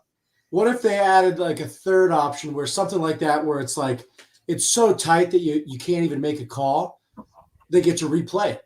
You know, well, I like your idea of having somebody, like I think they do for some of the calls, but I like having that person in the booth that could just go down to the ref's ear. Like you don't even have to waste the time. Don't waste the time to go review it. I'm gonna tell you, we see it from right here. It's good. Right. Right. Let's go. Keep going. Right. Yeah. It's good. We don't need to take two TV timeouts so the referees can go review it. Yeah. And like have somebody up there say, good call, bad call. Yeah. It is what it is. Let's keep the game going. Totally. Which you gotta wonder is like, do they like the booth review because they do get to take 2 extra commercial breaks? Yeah, the money in football. I think I heard something about that. That's why the Super Bowl's on Sunday. So they can have like a whole weekend, Saturday and Sunday worth of stuff versus like it should be on Saturday if you're thinking about it from the fan perspective, because then it's like you can party, watch the game, stay up as late as you want. You know, if you're boozing, you're boozing. And then you get to chill on Sunday instead of like, you know, the game ends at 10 p.m. later on the East Coast. And we still got to go to work tomorrow. And even for those who go to the Super Bowl, whatever city is in, you figure if it's Saturday night, you watch the Super Bowl Saturday night, you're not leaving probably the Monday. So the city itself is going to make a bag of money because you figure those guys are staying Sunday anyway. Yeah. They're going to pour into the city, give it a whole bunch of money. So it makes a lot of sense to have it on a Saturday. You're 1,000,000% right on that. But it, like we were talking about, some money thing, right? It's an advertisement thing. When are you going to get the most viewers? Sunday night, because everybody's at home. Yeah. They got to work in the morning. So you're going to get, that's why they charge, $1 million? Like I heard one time it's like $1 million for like a 15-second spot. Like, yeah. Come on. Like more than that in some cases. More than that. Crazy. How many people, like families with kids, you're not going to get too many of them to stay home on a Saturday night. Right. Whereas on a Sunday night, they're home. Your name, because if you do it on a Saturday, everybody's already going out. So you got a whole club that's like well over like 500 to like 500 people, depending on the capacity, watching one club of TVs. Instead of all the people at their own homes, 500 people watching 500 TVs, that's 500 viewers compared to 500 people watching 5 TVs. So in that perspective, absolutely, they're gonna stretch it out as much as they can, man. Yep, it's all about the money. Agreed. There's a lot of money. So we're gonna go around the table, man. Let's since we got opposing views, we got Eagles fan here. Let's get a Super Bowl matchup, man. I'm gonna start with you, Carlo. What do you believe is gonna be your Super Bowl matchup? Ooh, what do I believe or what do I want? Both. One of each. What you believe and what you want. I would love an Eagles-Bills Super Bowl, just because it's like, you know, Hurts and Allen, they can both run. they can both allegedly throw. Hurts wasn't so good at throwing last night, but that would just be a great game. You guys are the only team left in the NFC we got to play in the Super Bowl in the NFC East, so that would be nice. We played the Giants, we played the Cowboys, and the Redskins in the Super Bowl. Yeah. So that would be such a good game, and Bills fans need a Super Bowl. So yes, a Super Bowl win. Yes, we do. We need a Super Bowl win. Not 0-5. We need a 1-4. Right. We need a Super Bowl win. That's right. I remember 0-4. It wasn't fun. Brutal. It was not fun. So if I could put my Eagles fandom to the side, I would say, I want the Bills to win one just because I think the city would go nuts. But it might not be a city afterwards. He's not. You ain't never lied. Listen, I'm from the Bronx. I'm going over there. Yeah, come on up and get with us, bro. Just the way the Eagles fans burned down Philly, man, it's gonna be 10 times worse over here. It'd be crazy. But I think I would love to see a Bills-Lions Super Bowl too, because same thing. I feel like Lions fans, they've been in the shitter for a long time. Haven't had that, God, through the 2000s, they were just terrible. And they got a lot of diehard fans. So that would just be a fun one where it's like, no matter who wins, someone's getting their first one ever, I think. I don't think the Lions have won one, right? No, never. So that would be I would love to see that matchup. Most likely, I think it's going to be, I could see Bills, Rams. But I don't know if do the Rams need another one? I think the Eagles could use another one. Of course you do. I bet. Hell, I'm getting tired of that dude Gilly. I'm getting tired of your dude Gilly. Gilly funny as hell, man. Yeah, he damn sure is. Gilly's funny as hell. He's crazy. But as far as me as a Bills fan, obviously we want Bills. I really don't see it any other way. It has to be our year. This out of all years, I could say obviously it was Chiefs in previous year, but it don't even look like the Chiefs are making the playoffs this year. I'm pretty sure they might sneak in. But as it stands right now, it has to be this Bills. Like Josh Allen just gotta bear more weight and come on, squat that shit. We're gonna put another 50 pounds on it. You better get ready because you gotta squat it again. And after that 50 pounds, you might add 100 pounds. You better squat that too. I know it's heavy, but you better be on your Goku shit or something. Rocky Balboa, or man, it has to be our year. I can't see nobody else in the AFC that I can't foresee it. And if it's really just this fucked up purgatory that the Bills are in, it might just be Patriots Rams. And that will be so sickening. Oh, Sickening. Nah. You play too much. You play too much, Jay. You play too much. Yo, I can't control this because I kick you out of the show right now. Yo, right? Nah. I gotta go. I gotta go. I think the Patriots can't get another one. If they get one this year. Dude, but if the demon if the devil, Satan himself got his hands on the NFL, that's what he gonna do. Yeah. Yo, if they get one, don't play like that. Because listen, if you mean to tell me they dominated for so long with Tom Brady, right? Along comes Josh Allen. He don't get one yet, and Drake may get one before him. I don't even want to think of that. He's nice, but that can't be that nice. Diggs can't get one before Josh. Nah, there you go. Fuck Drake. Good point. Diggs can't. There you go, big cuz.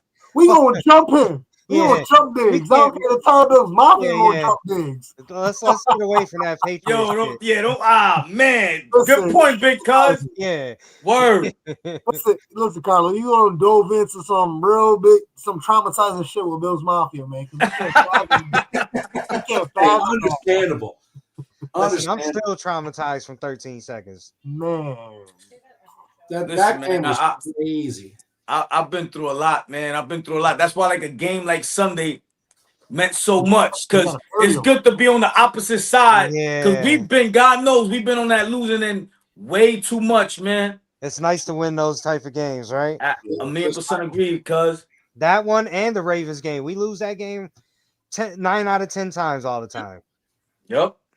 Which that might be what you guys need, because it's been – you get to the playoffs and it's whoever gets last possession, they win it. Yeah. And it's like might finally be time where the Bills can do it, which is sweet. From Absolutely. your mouth to God's ears, man. Mm-hmm. Do you know it's fun though? Like if you got, the Bears might make it, so you got Caleb Williams finally being in the playoffs. Drake May is going to be in the playoffs. It's good for like the future of the league. Bo Nix, same thing. Like those three guys are all pretty young, and they're already doing pretty well with their team. So it's cool to see like that next group of guys coming in. But I agree. Yo, let me ask y'all believe in Caleb and the Bears? No. Nah, I want to ask you too. How did you lose that game against the Bears? Not how did you lose it, but do you really feel like the Bears are that team, or are they just benefiting off of a weak schedule? They definitely. So I think the Pats are kind of like the same thing. They've had a pretty weak schedule. Like they haven't had that many hard opponents, but Bears are an interesting one, right? Because like you just get hot going into the end of the year. You believe that you're a good team, even if you haven't beat very good teams. They could surprise some people, but they did. Like they dropped that game against the Packers, which would have been a big win if they could do it. They beat the Eagles, but I think they ran for like 300 yards or something. It was crazy, which like I think they only threw like 150 yards or 130 yards that game. Like they had a good scheme and they won. They definitely have some good coaching, which could take you pretty far. But going to the playoffs, you got Caleb Williams with the ball with 2 minutes left. Can they go beat a team like the Bills? I don't know. No. For me, it's not Caleb. It's Ben Johnson. I think Ben Johnson's doing a crazy job in Chicago right now. Yeah. I don't believe in Caleb Williams. I gotta see it. I gotta see it in the playoffs. Me neither, man. We'll see. He's still young. Yeah. So let's get back to these Super Bowl predictions. Go ahead. What I would like to see is Bills Rams. That's what I would like to. I'm picking the Bills either way because I'm not. If you're gonna tell me you got to pick between Josh and any of the other quarterbacks that are going to be in the playoffs, I'm taking Josh all day. Absolutely. So I got the Bills in the AFC, but I'm going to throw one out who I think is actually going to go. And I said this earlier, don't sleep on him. I think it's going to – Chris Berman's finally going to get his Bills 49ers Super Bowl. And Josh Allen is going to win the Super Bowl in San Francisco, the only stadium he hasn't played in yet, against the Niners in their home stadium for the Super Bowl. Yo, you know what? I ain't even going to touch that. I was going to say Rams, Bills also, but after that, I ain't even touching that. That right there that's perfect. And especially then we got Highmark closing, and then for Josh, listen. For Thursday night, you open the stadium on Thursday night in front of the world. Nah, yo, that's a Derek Jeter story right there. Yes, sir. Picture perfect. Nah, I ain't even touching that. I ain't even touching that. Yeah. That shit is perfect. Yo, guys, imagine Thursday night football, week 1, opening up a brand new stadium in front of the country, in front of the world, and we hang that first Super Bowl banner. That's pretty hyped to open. I'm getting goosebumps right now. Yeah. Woo. You can write a book, big cuz. I like your direction, man. Yeah, man. You can write a book. Listen, I like your direction. I'm being selfish because I know I'm going to be in the stadium for that first game in the stadium. So that's the first one I want to experience. Wow. Man, moving on. I just want to wrap up on my man Carlo with his NFC, man. Going into your division, who do you believe is going to come on top? Fandom despite. Who's going to take over your division? In the division? Yes. So just like NFC East? Yes. I think the Eagles are going to win it still. But I don't think there's enough time for the Cowboys to even catch them. And the Cowboys they're good, but they're not that good this year. Like they're good offensively. Yeah. But like, I don't think their defense is that good. Mm-hmm. Like they're not a complete team yet. And let's see who they got to play. They play the Vikings, Chargers, Commanders, and Giants. So they don't have a very they could easily go 3-1 in their last 4, but then they'd be 9-7-1. Yeah, I think the Eagles will win 2 more games, no problem. But the NFC East it's always a toss-up. They haven't had back-to-back division winners in 20 years, which is kind of crazy. Yeah, that is kind of crazy. Yeah, it's nuts. All over the place. Yeah, I'm hoping the Eagles can figure something out.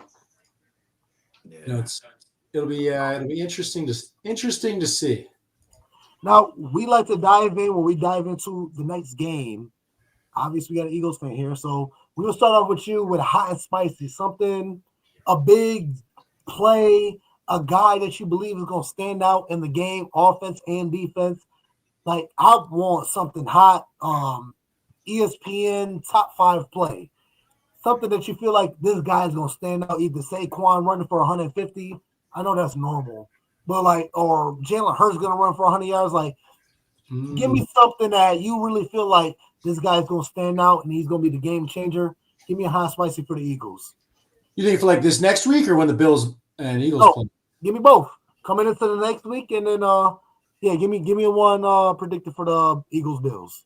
I think it's all on Jalen Hurts right now, especially because he had 4 picks and a fumble. He had a pick and a fumble in the same play. Crazy. That was crazy. Yeah, that was crazy. Brutal. And that's so I think we talked about it a while ago, but it's like with Josh Allen doing too much, and will that be like the end of it? And I think that's what Hurts was doing a little bit last night, because even on that one, he had the fumble, but he kept trying to run it. And you should know, like, the other team had the ball, they possessed it, they fumbled it, you got it back, you get a first down. Like, you don't have to keep pushing. And he forced a couple of throws. I think he's been doing a little too much. So if he can settle a little bit, I think the hot take would be I think he's going to have a big game next week, nice. like a 300 pass yard, 4 touchdown kind of game. Ooh, good. Because you talking about Josh? No, I'm talking about Jalen Hurts. Oh, Jalen. Okay. Yeah, I think it's going to be like the make or break kind of game, because if he plays poorly, the Eagles' backup is pretty darn good, which totally unproven because he hasn't played any regular season games this year. Who is your backup? I'm blanking on the name. It's a young kid, right? Yeah. Tanner McKee.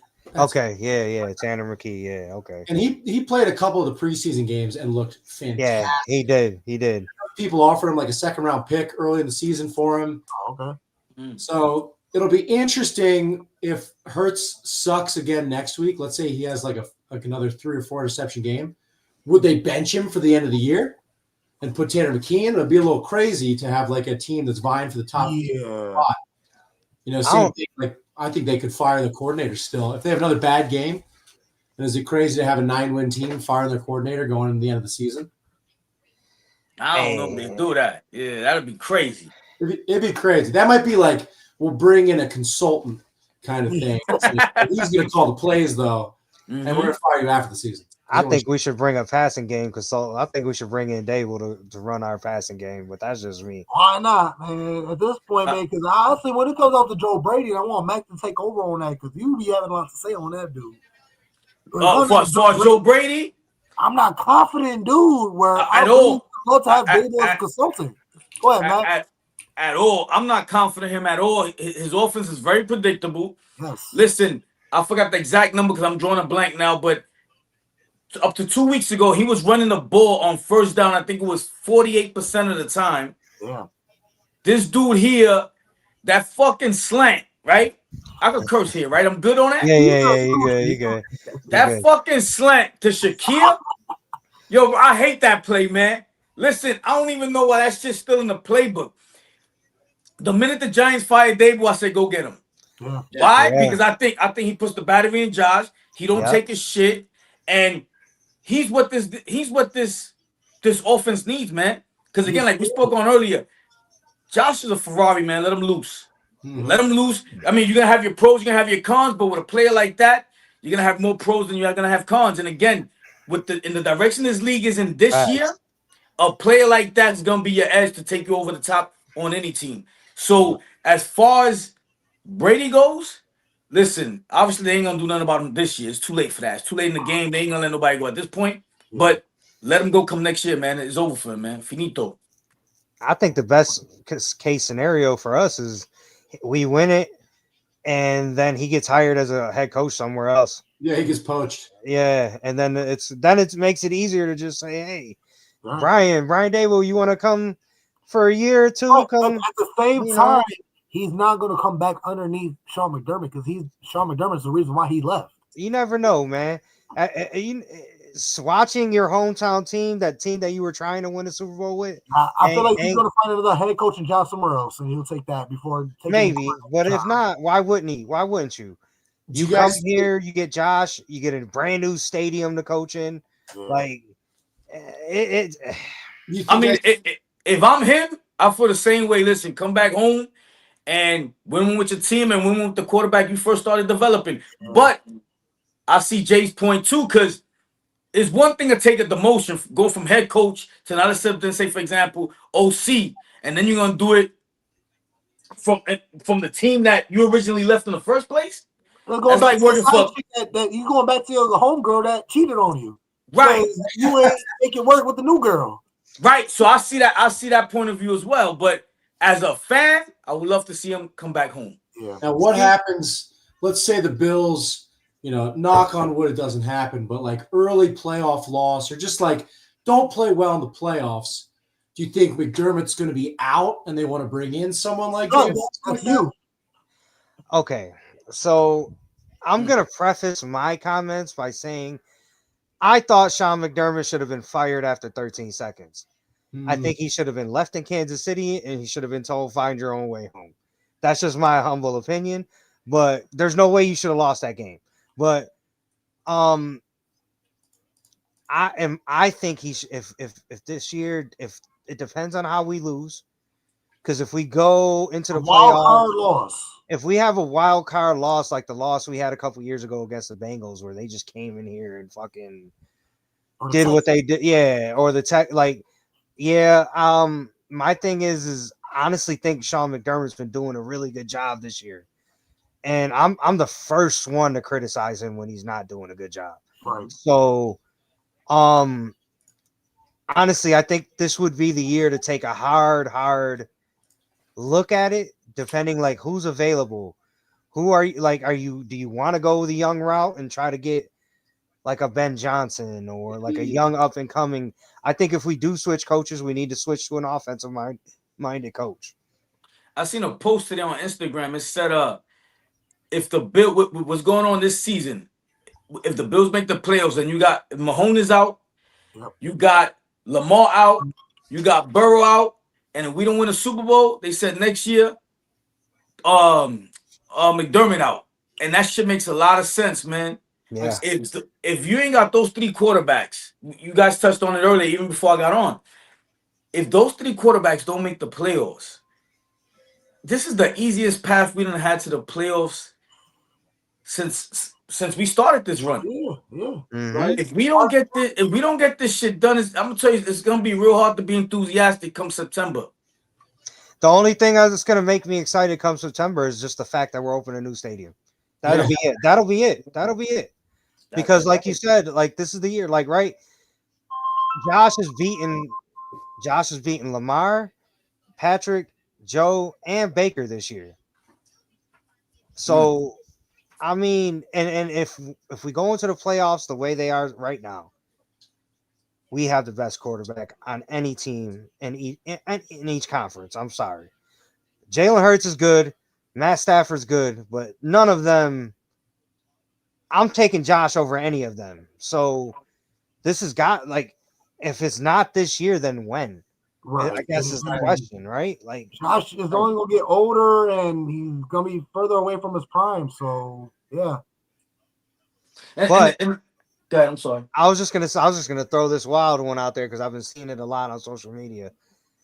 Go swing for the fences. If Justin Jefferson is unhappy in Minnesota, swing for the fences. Give up the whole team and just let me just Jefferson and Josh. I don't care. Oh my God. I can see that like when the Pats went and got Moss, and it's like you had Brady was throwing it to whoever was there, and it's Brady, right? Yeah. So you put someone like Moss on that's what do you have 25 touchdowns that year? Yeah. He's just lights out, and I think dude, you put Jefferson on there, he's just going to take the top off every game. And or who knows if the Dolphins want to be stupid and cut Tyreek Hill, he could come back. His knee got blown up a little bit, but he could come back. He might still have a year or two. I mean, I don't know, guys. I'm not worried. I think this is our year, but like you guys, like we're talking, man. You think about it, man. If not this year, man. So like you said, man, the only reason to be enthusiastic come September with a new stadium, because if it don't happen this year, man, it's you know what, I don't even want to talk like that, because Yeah. They might have to make a move like Justin Jefferson just to get the fans to be like, okay, all right, we're back. Like, you know what I mean? Like, Mhm. I know I for think me, I'd be like, who cares? We're just gonna lose like we lose every year. Like, I don't know. It's tough. It's tough. yeah, I think he got. I think if we don't go all the way and win it, I think Brandon Bean, like, listen, you But see, that's the thing. It's not up to Bean. Bean can't fire McDermott. It's got to be Fagula. Look, It's he got to be ain't get rid of Fagula. nobody.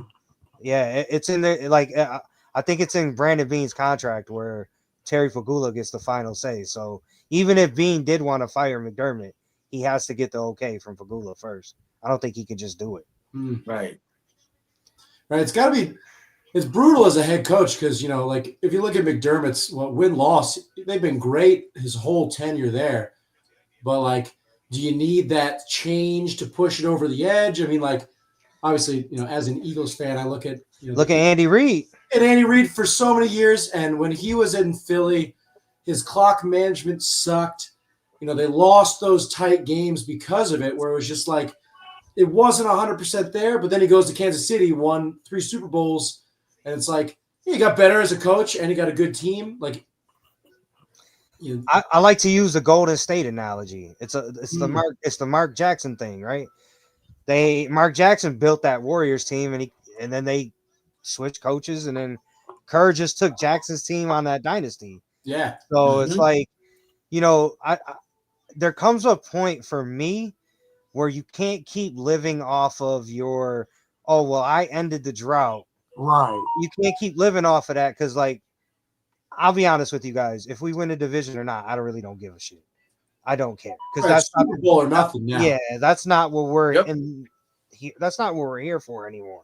It was cool because we went through that 17-year drought, and it was cool 5 years in a row. Yeah, and don't get me wrong, when we win on Sunday, the division is wide open again, in my opinion. But I mean, it'll take a lot though, to be honest, because I don't see the Patriots drop. I can see us running the table, but I don't know if I see the Patriots dropping 3 out of 4. they gonna lose to us. They could lose agree. to Baltimore. They could lose to Baltimore. And listen, I I hate agree. to say this too. Miami hasn't lost since they beat us. Miami's hot right now, and that's a division game. You never We know. need to beat the Patriots to help us out to take over division again, but at the same time, I feel like we need to lose a division to help us propel to get that Super Bowl win. And I would say this too, guys. Remember, 2 years ago we were 3 back with 3 to play, and we still pulled it out. So you never know. Yeah. You never know. Right, You never know. right. You're right. You never know. And if we get that division, if we can get that division, 13-4 might get the 1 seed, boys. It might still get the 1 seed. Yeah. Yeah, because one of the Broncos have a hell of an end of the schedule. They've got Packers this week, then Jags, Chiefs, who are trying to make the playoffs, Chargers, who are trying to make the playoffs. So they got 4 tough games in a row. Yeah. They go 2-2, they go 1-3. Because I mean, like, their Broncos defense is really good, but I don't know how phenomenal the offense is quite yet. I'm in right north of Denver, so it's fun. Been fun to watch them, except for the Eagles game. But Yeah. I think they're one of those where, like, maybe in a year or two, give Bo Nix some more time. Then it's like, okay, they're serious Super Bowl threat. I don't know if they're really there. Like, they're outperforming what the expectation was this year for sure. They've won a lot of close games. Right. That could go either way. And which, look at the Chiefs last year. What did they had, like 10 one-score wins or something like that? Yeah. And then they go to the Super Bowl and Philly beats the pants off them because, like, all right, you finally played a good team with a good defense. Right. And it kind of exposes a lot of those little things. Yeah. Agreed, man. Agreed. It's going to be fun playoffs, though. I'm telling you, you never know who's gonna sneak in, who's gonna get dropped off. But moving on, man, we're gonna wrap it up with this. I need some hot takes, I need some score predictions with the Bills, and man, we're gonna start off with Big Cuz, man. Let me get a Josh Allen stat line, score prediction, and the hot take. Man, we're gonna get a little bit more of the MVP on Sunday. Woo, I like to hear that. I'm gonna go 350 total yards. Ooh. 350 total yards. Another 4 touchdown game. Big game Gabe on Sunday. Big game Gabe on Who's trying to Sunday. build him, my man, Mac? Smash them tables. Come on. Word up. I'm calling it right now. Like that. Big game Gabe. 100 yards receiving, 2 touchdowns. Woo, come on. They got cooking. They already know. Yeah. I like that. Yeah. I like and that. then I'm gonna go on defense, bro, and I'm gonna ride the high hand. I'm gonna go another turnover from Christian Benford, man. Mm. I'm gonna go another one. He's on fire right now, and I just like overall, guys. As bad as our rushing defense has been, we have the number 1 passing defense in this. I was gonna say in the country. Been watching a lot of college football lately. Another turnover for Christian Benford, and I'm gonna ride this one another week because I keep calling for it and it hasn't happened yet. We gonna get a Jordan Poyer interception on Sunday. And as far as a score prediction, I'm gonna go. I was almost right last week. I said 38-35. He won 39-34. I'm gonna go Bills 31, Patriots 27. Ooh. 31-27? 31-27. Yo, Mac, how you feeling? Listen, I need you a going Josh Allen stat line, score prediction, and a hot and spicy. It's your second big time, so I need you to come in hot. I told you, big cuz you going in the same direction I was going. The only thing I got Josh Allen thrown for 400 yards. Oh, Honestly speaking, I think he gonna go crazy this game. He hit people talking shit, and I know our boy feel away about it. I got Josh Allen throwing 400 yards. I got Keon Coleman. oh, I got a okay. Keon Coleman. He gonna show up. Somebody let him know this week that the season started. I think he's gonna show up, and I think he's gonna have 2 touchdowns. Okay. I think Keon Coleman have two touchdowns, and I got Trey White with a pick 6. I need that. I've been calling that for all season. That boy needs that. I like that. I like that a lot, actually. And as far as score, I'm listen. I know I'm putting myself out there by saying this, man, but I don't even care. I don't even think it's gonna be a close game. I really don't. I think the Bills are gonna jump on them boys early, and they ain't gonna take their necks. They ain't gonna take their legs off them boys' necks. So I got the Buffalo Bills winning 34-21, and again, it's gonna be a game that the Buffalo Bills control throughout from the first whistle. I don't see, I think our boys, I think they hear the noise, man, and I think they will feel violated if these boys gotta stand in the locker room next to them and hear these boys celebrating, wearing their hats and wearing their t-shirts. And I think we got a veteran presence in this locker room that's not gonna allow that to happen and starting with 17. I think 17 is gonna do whatever it is he gotta do to make sure that don't happen this week. I like it. I love it. That's what I'm going with. I'm gonna carry on with that shit. I gotta agree with Big Cuz. I definitely feel Big Game gave us. At the same time, I feel like Shaver's gonna have a couple plays here and there. I feel like Shaver's gonna save us on a couple of drives where Josh Allen scrambling. You know what? The fuck off me, man. Like, whoop. Shavers, give me 30 yards. Give me like another 50 yards. Keep them sticks moving. I feel like you're gonna see Shavers out here because I feel like he had that one game, he had a taste of it. He's hearing the noise. The fans are rooting for him. I feel like Shaver's gonna get a couple plays, but I'm definitely gonna sign on board with a big game. Gabe Davis, 100 yards. I could subscribe to 2 touchdowns. Another big game by Josh Allen. I got a well over 300 yards game because when it comes into this Patriots game, we're low-key embarrassed. Even though we lost by 3 points, we allowed the Stephon Diggs to come into our building, back into his old home, and just stomp on us. By all means, man, yeah, you came back in and you did your thing, but nah, we big dogs. You only won by 3 points. We kind of chatterbobbed ourselves and we ain't really played the best to our abilities. Nah, this game, we shutting all that shit down. I got 32-10. And that's just off the Nice. dome. 32-10. Nice. I ain't think too much of it. I'm not thinking about touchdowns, just 32-10. And I Nice. feel like it's going to be another weak first half where, yeah, maybe they get a touchdown, get a field goal. We go into the half, 7-3, Patriots up, and we just run the fucking table on them, stack these points up, get multiple touchdowns, multiple points, multiple drives. Y'all lucky y'all get y'all field goal, and goodbye. We still fighting for that division, and we show y'all who the big dog, Stephon Diggs. You can go chill with your side chick, but the main joint right here, we still shooting for the playoffs. Y'all got hopes, but we still marching on that. So Let's see if Diggs can do what he did against Max. I guess Max or Bernard, because Bernard on some shit. And let me talk about Bernard, my man Christian. Hold on. Benford. Bedford. What do you do? Bedford, my dog, the most underrated quarterback in the league. He's top 5. And shout out to Cole Bishop as well. 2nd year dog, top safety in the league. I need to stop sleeping on these boys. Great. The whole entire NFL league. Stop sleeping on our boys. Bedford is that guy, and Cole Bishop is that guy. And I need to start recognizing these guys. These are household names now. They're performing as such. They top in a position. Show them they love that they well do deserve. So, Agreed. Yo, my brothers, let me ask you a quick question before we get out. I just want to throw this question out there. If Palmer's a go this week, you play him or who you sit? sit Keon. I'm done with Keon. Listen, I'm finished with him too. I'm Yeah. just pulling for the kid. You said give you something crazy. That's the craziest shit I could have thought of because I don't see him doing nothing. Nah, he had multiple opportunities, especially with this game. The last game, he not that dog.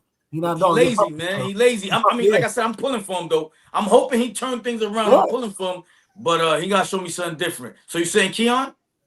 Yeah, nah, yeah. If Yeah, Homer, I'm saying Keon. Yeah, sit Keon. Because Gabe gives you what Keon does, and he does it better. No, Gabe Davis starter. Absolutely. Yeah. I agree with that. So, yeah. Yeah, because obviously Palmer adds speed to that's something Coleman just doesn't have. Mm-hmm. What do you think? Is he done after this season? They're going to trade him, cut him?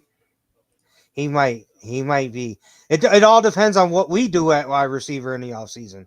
Yeah, really, honestly. Jefferson. You get Justin Jefferson, Coleman might actually be in the trade to Minnesota. So I can see that. Like Coleman and couple firsts. Probably it's going to have to be at least 2 firsts because Jefferson's still in his prime. I'm cool with that. Like, think about it, right? I'm good with that. Think about it, right? This first round pick is pretty much a second round pick. Yeah, it's going to be the 30-something pick. Which is why, guys, I'll be honest with you. I don't understand why Bean didn't just give up that first round pick in this year instead of next year and got Waddle. He could have got Waddle. Yep. All he had to do was, instead of giving a 2027 first round pick, they wanted it in 2026. Who cares? Could you imagine having Jalen Waddle right now? Like, if Miami steps above us, I don't care. They're not going to. You see what happened with the Rams, and it's still in contention after what they did after their Super Bowl. They sold out, and they still took a down year 1 or 2. But think about it. What are you actually giving up with that first round pick, right? Because if you get Waddle and you win the Super Bowl, that you're basically just giving them the number 32 pick. And then Brandon Bean does nothing with his fucking first round draft picks. He does nothing with his early round draft picks. He hits on his later round draft picks. So what the fuck is it? Come on, he got to have the mindset. I'm drafted in February as opposed to I'm drafted in fucking April. Yeah. Listen, like Big Cuz said, listen, you giving them the 32nd pick for a Super Bowl. Have it. Worth it. Look what the Rams did a couple years ago before they got their chip. They went all in, trading draft picks left and right. And they won their Super Bowl, and look, they're a Super Bowl contender right now. Yep. So at some point, guys, we keep talking about 17 and how great he is. There's a window, like even more now because he's 28. He just turned 28. No, he's 29. Or 29. There you go. So we got there's a window 29 to 35 where he's going to be able to continue to use his legs at an elite level, in my opinion. So right now, You have this window. Brandon Bean, what are you saving these picks for? For the next guy? Because that's basically what you're doing. You're saving it for the next guy because eventually, if you don't get it done, you're going to get fired eventually. So I don't know if it's me and my job's on the line. I'm swinging for the fences. Listen, and aside from Josh Allen agent, you also have an agent O-line as well. So, you know, listen, the only way that guy's going to make it a 35 is you protect him. Yeah. So, again, you instead of having to move all those pieces, right, and make all that shit work, why not go get that one piece that he's missing now and make that shit work now as opposed to having to worry about everything else? Yeah. Go get Justin Jefferson. Hey, you know what? Carlo, you could probably speak to this more than me. I think A.J. Brown's out of Philadelphia at the end of the year. I think it's been too much. I like I said, I could be wrong. You would know, that's your team. But from the outside looking in, it looks like he's not happy. They don't really use him like they should.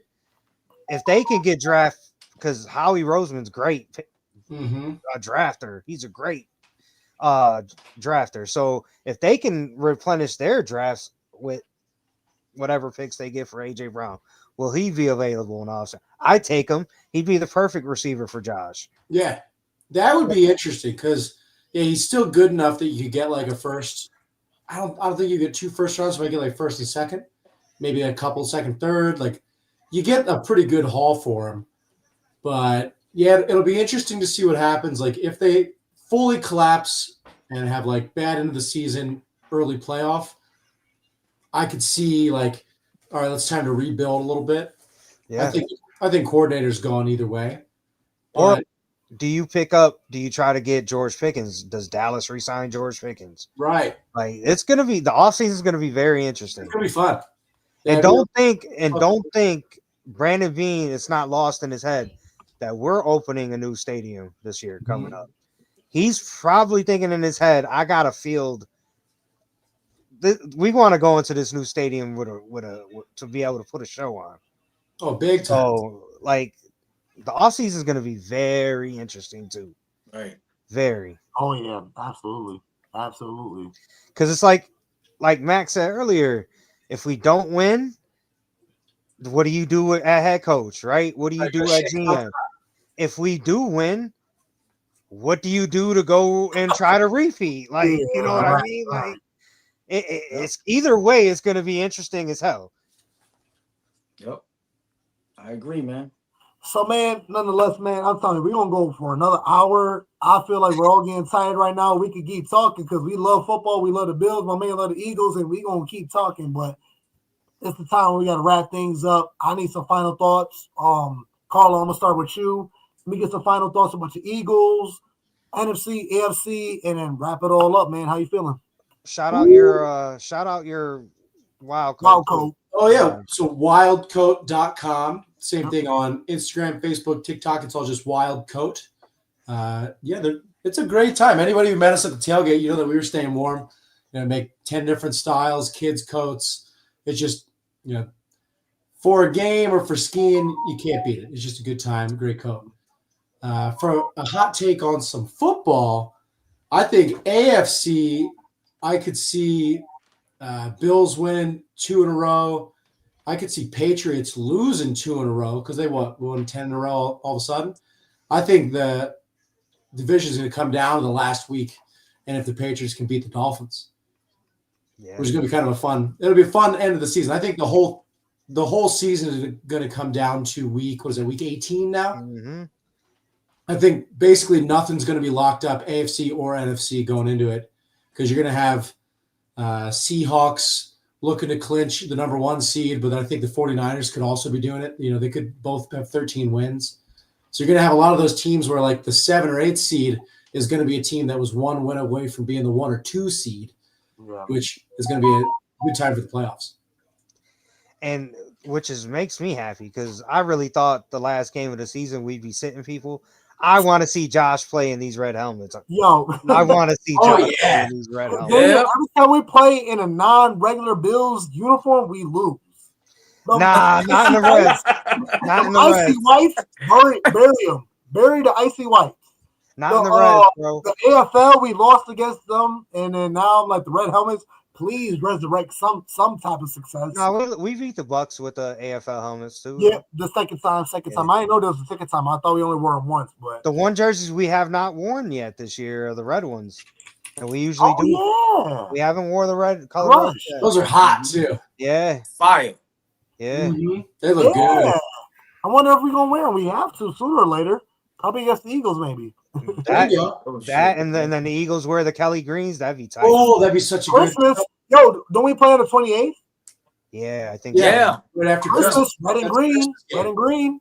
Why Oh not? hell yeah! Why not? Hell Why yeah! not? That's all called it. We called it right here, right now. It's Tell really- you. Why not? We'll be good.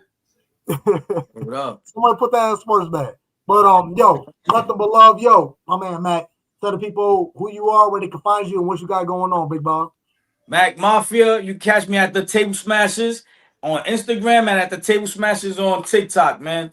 Follow your boy, show your boy some love. Let's grow this whole Buffalo Bills community. It's entirely, man. Let's grow it, man. Let's do it. Number love. It's your boy Julian J Mafia, Big Cuz, Pedro Peasy, man. Another amazing episode. I ain't expect to go 2 hours, but when you got some heavy hitters right here with Wild Coat and my man Table Smashers, That's right. you already know the vibes. Big Dubs coming up against the Patriots, man. Hopefully, Big Dubs coming to the Eagles as well, man. Let's root on for this Bills versus Eagles playoff and Super Bowl matchup. You know who's gonna win? It's Big Dubs for the Big Bills, man. You already know. Meet us again next week, Tuesday, 8 p.m. You already know the vibes. Let's go, Big Dubs, man. Go Bills. Go Bills, my brother. Yeah.